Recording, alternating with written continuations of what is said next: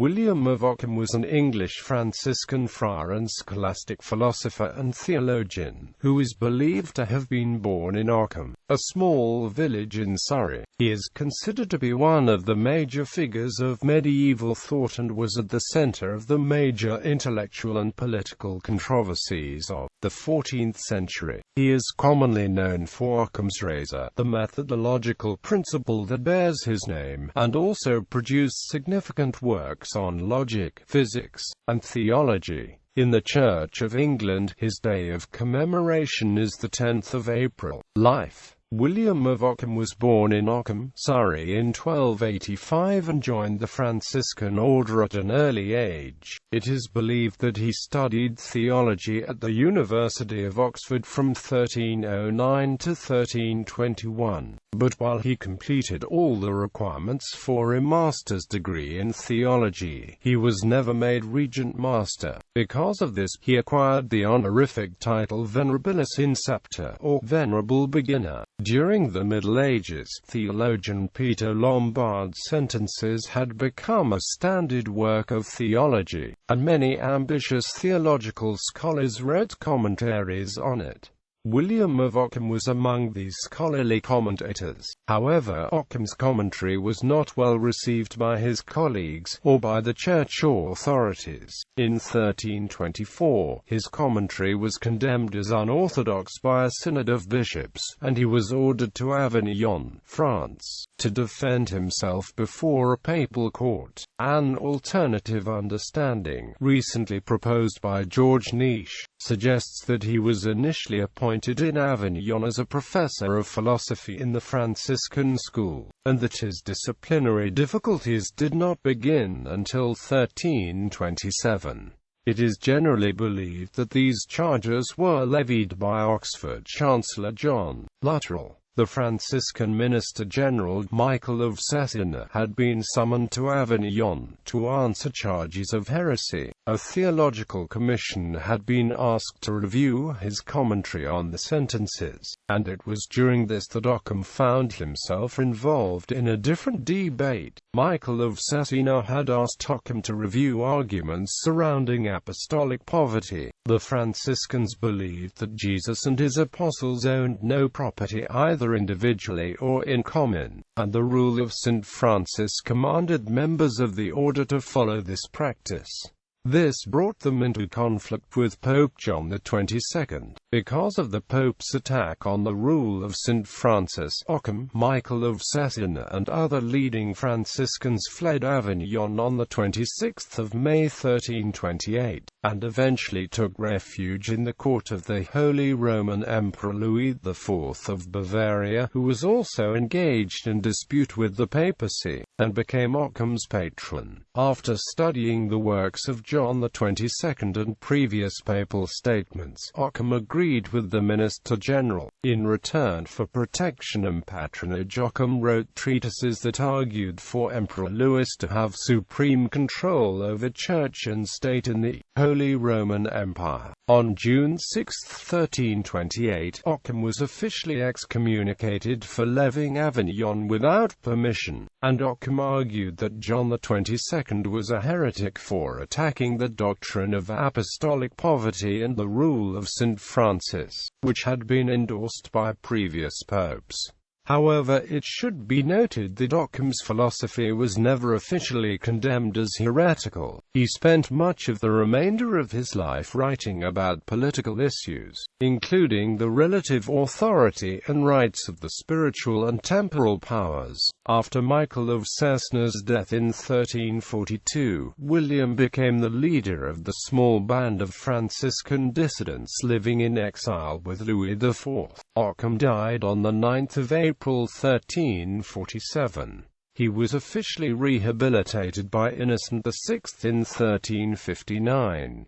Faith and reason. William of Ockham believed only faith gives us access to theological truths. The ways of God are not open to reason, for God has freely chosen to create a world and establish a way of salvation within it apart from any necessary laws that human logic or rationality can uncover. Occam's theism was based solely on private revelation and faith. He believed that science was a matter of discovery and saw God as the only ontological necessity. His importance is as a theologian with a strongly developed interest in logical method, and whose approach was critical rather than system-building. Philosophical thought. In scholasticism, Occam advocated for a reform both in method and in content, the aim of which was simplification. Occam incorporated much of the work of some previous theologians, especially John Duns Scotus. From Scotus, Occam derived his view of divine omnipotence, his view of grace and justification, much of his epistemology and ethical convictions. However, he also reacted to and against Scotus in the areas of predestination, penance, his understanding of universals,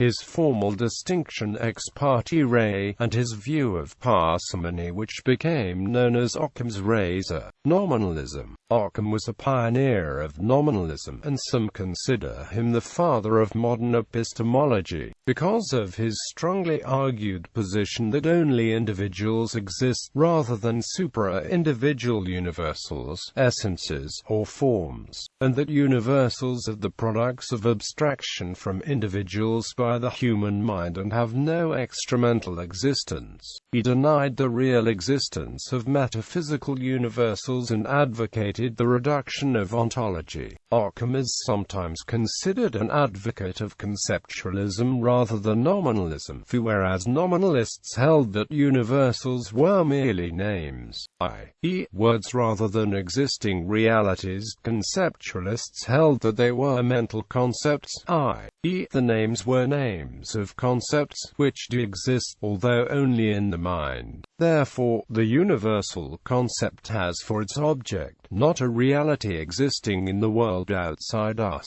but an internal representation which is a product of the understanding itself and which supposes in the mind the things to which the mind attributes it, that is, it holds, for the time being, the place of the things which it represents. It is the term of the reflective act of the mind. Hence the universal is not a mere word, as Rosellin taught, nor a sema, as Abelard held, namely the word as used in the sentence, but the mental substitute for real things, and a term of the reflective process. For this reason Occam has sometimes also been called a terminist, to distinguish him from a nominalist or a conceptualist. Occam was a theological voluntarist who believed that if God had wanted to, he could have become incarnate as a donkey or an ox, or even as both a donkey and a man at the same time. He was criticized for this belief by his fellow theologians and philosophers. Efficient reasoning. One important contribution that he made to modern science and modern intellectual culture was efficient reasoning with the principle of parsimony in explanation and theory building that came to be known as Occam's razor. This maxim, as interpreted by Bertrand Russell, states that if one can explain a phenomenon without assuming this or that hypothetical entity, there is no ground for assuming it, i.e., that one should always opt for an explanation in terms of the fewest possible causes, factors, or variables. He turned this into a concern for ontological parsimony. The principle says that one should not multiply entities beyond necessity, ence non sunt, multiplicanda sine necessitate, although this well-known formulation of the principle is not to be found in any of Occam's extant writings. He formulates it as, for nothing ought to be posited without a reason given, unless it is self-evident or known by experience approved by the authority of sacred scripture. For Occam, the only truly necessary entity is God. Everything else is contingent. He thus does not accept the principle of sufficient reason, rejects the distinction between essence and existence, and advocates against the Thomistic doctrine of active and passive intellect. His skepticism, to which his ontological parsimony request leads, appears in his doctrine that human reason can prove neither the immortality of the soul nor the existence, unity, and infinity of God. These truths, he teaches, are known to us by revelation alone. Natural philosophy. Occam wrote a great deal on natural philosophy, including a long commentary on Aristotle's physics. According to the principle of ontological parsimony, he holds that we do not need to allow entities in all 10 of Aristotle's categories. We thus do not need the category of quantity, as the mathematical entities are not real. Mathematics must be applied to other categories, such as the categories of substance equalities, thus anticipating modern scientific renaissance while violating Aristotelian prohibition of metabasis.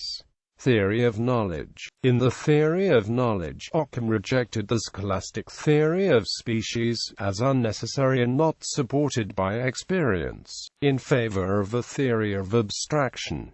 This was an important development in late medieval epistemology. He also distinguished between intuitive and abstract cognition. Intuitive cognition depends on the existence and non-existence of the object, whereas abstractive cognition abstracts the object from the existence predicate. Interpreters are, as yet, undecided about the roles of these two types of cognitive activities.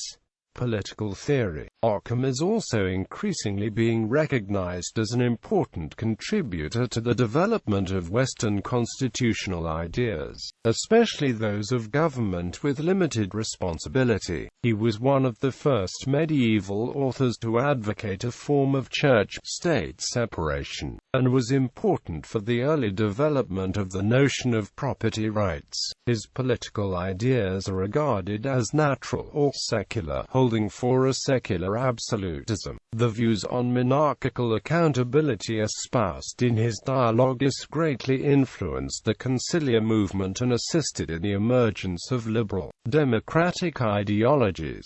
Occam was for complete separation of spiritual rule and earthly rule. He thought that the Pope and churchmen have no right grounds at all for secular rule, like having property, citing 2 Tim. 2-4. That belongs solely to earthly rulers, who may also accuse the Pope of crimes, if need be. After the fall, the God had given men, also non-Christians, 2 powers: private ownership and the right to set the rulers, who should serve the interest of the people, not some special interests. Thus he preceded Thomas Hobbes in formulating social contract theory along with earlier scholars. Occam said that the Franciscans avoided both private and common ownership by using commodities, including food and clothes, without any rights, with mere us facti, the ownership still belonging to the donor of the item or to the Pope. Their opponents, such as Pope John XXII, read that use without any ownership cannot be justified. It is impossible that an external deed could be just if the person has no right to do it. Thus the disputes on the heresy of Franciscans lead Occam and others formulates them fundamentals of economic theory and the theory of ownership.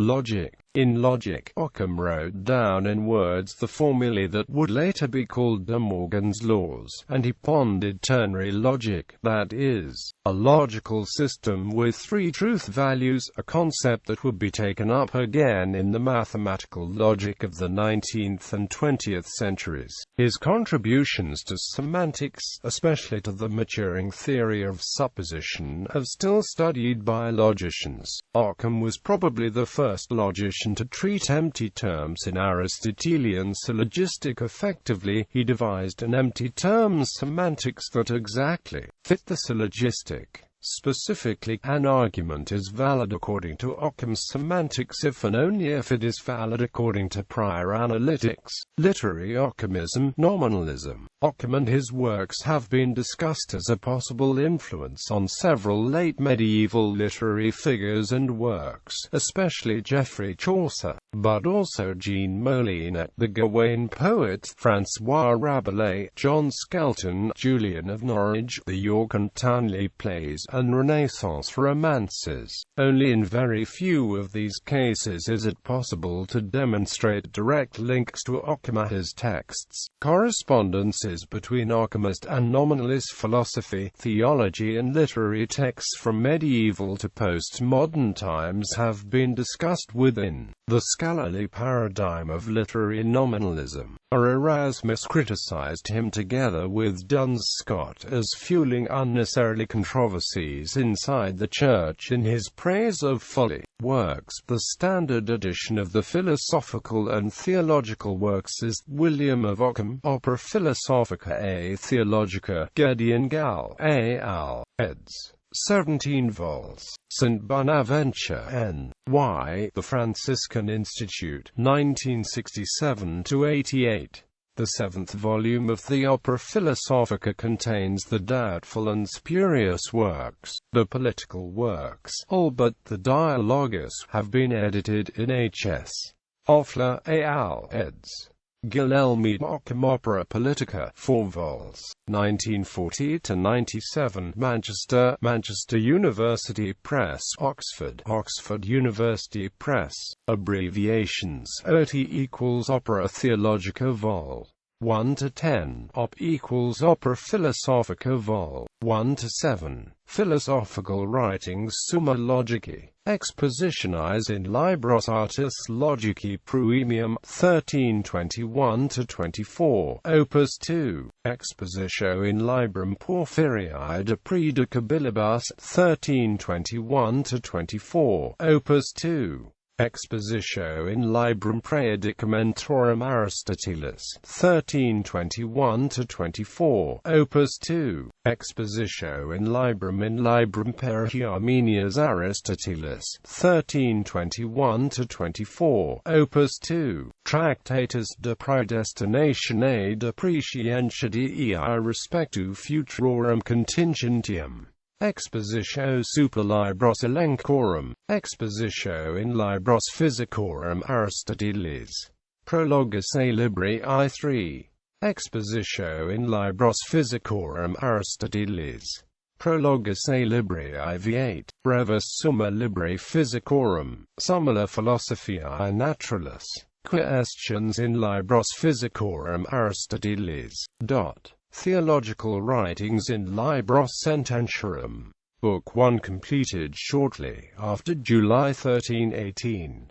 Book CIV 1317–18. Quaestione varia, quodlibeta septem. Tractatus de Quantitate. Tractatus de Corpore Christi. Political Writings Opus Nonagintidierum. Epistula ad Fratres Minores. Dialogus. Tractatus contra Joannam, Tractatus contra Benedictum, Octo Questions de Potestate Papi, Consultatio de Causa Matrimoniali, Brevheroquium, de Imperatorum e Ponticum Potestate. Doubtful Writings Tractatus Minor Logici, Elementarium Logici. Spurious Writings Tractatus de Praedicamentis. Quaestio de Relationa, Centiloquium, Tractatus de Principiis Theologiae. Translations. Philosophical Works Philosophical Writings, Tr.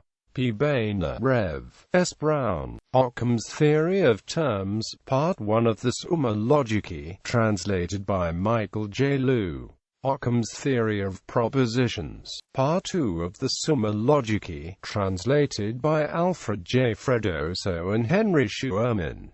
Demonstration and Scientific Knowledge in William of Ockham, a translation of Summa Logici II, De Syllogismo Demonstrativo, and selections from the prologue to the Ordinatio, translated by John Lee Launchway. Occam and Aristotle's Physics, a translation of Occam's Brevis Summa Libri Physicorum, translated by Julian Davies.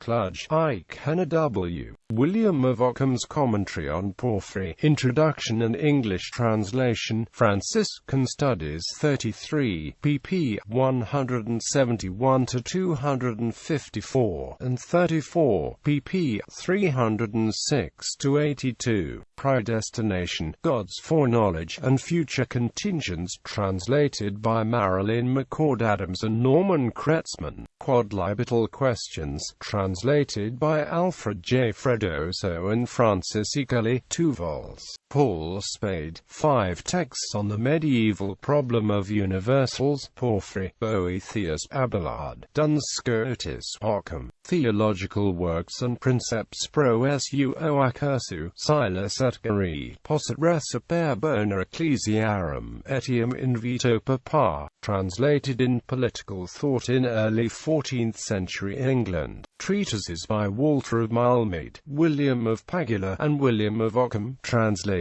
by Carey Jane Aderman. A translation of William of Ockham's work of 90 Days, translated by John Kilcullen and John Scott. Tractatus de Principiis Theologiae, translated in a compendium of Ockham's teachings. A translation of the Tractatus de Principiis Theologiae, translated by Julian Davies. On the Power of Emperors and Popes, translated by Annabel S. Brett, Riga Wood. Occam on the Virtues.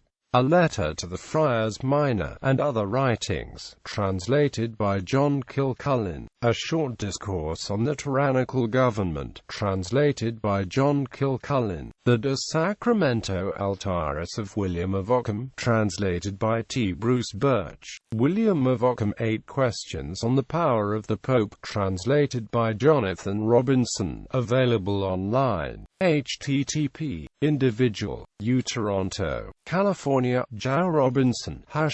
#translations